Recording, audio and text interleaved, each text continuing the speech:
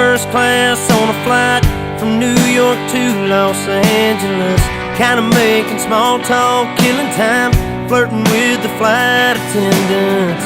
30,000 feet above, could be Oklahoma. Just a bunch of square cornfields and wheat farms, man, it all looks the same. Miles and miles of back roads and highways connecting little towns with funny names.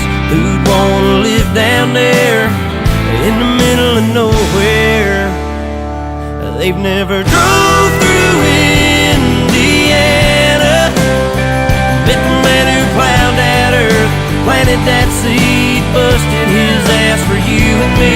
You're caught a harvest moon in Kansas.